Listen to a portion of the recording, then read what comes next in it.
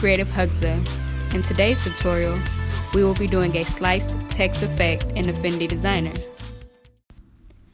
Create a new document.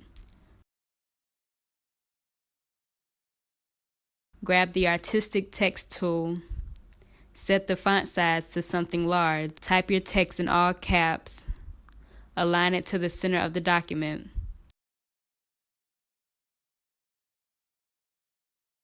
Choose a typeface that has a bold option.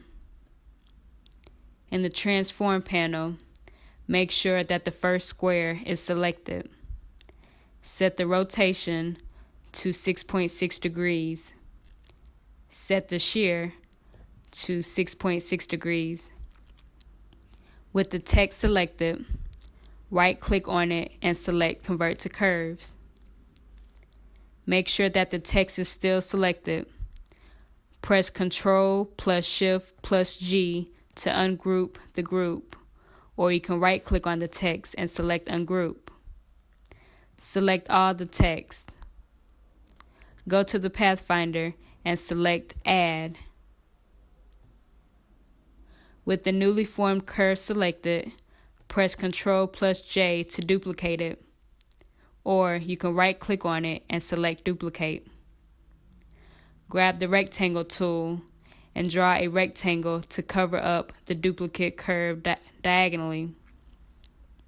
Select the rectangle and make a duplicate of it by pressing Ctrl plus J. Select the original rectangle and the duplicated curve by pressing Shift to select them both. Go to the Pathfinder and select Subtract. Bring the layer that's selected to the bottom. Click on Move to Back. Select the top of the rectangle and drag it down to the other half of the text. Select the rectangle and the second curve. Hold Shift to select them both. Go to the Pathfinder panel and select Subtract. Select the top part, the second curve, and set it to white. Grab the Fill tool. Place it at the top of the text and drag it down to the middle part of the text. Select the darker point of the fill and set that color to a gray shade.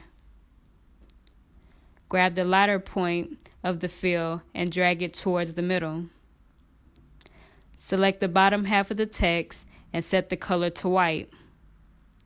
Grab the rectangle tool and draw it across the artboard to cover it. Set the rectangle to whatever color you want. With the rectangle selected, send it to the back. You can move the bottom part of the text slightly to the left or the right to distort the effect more.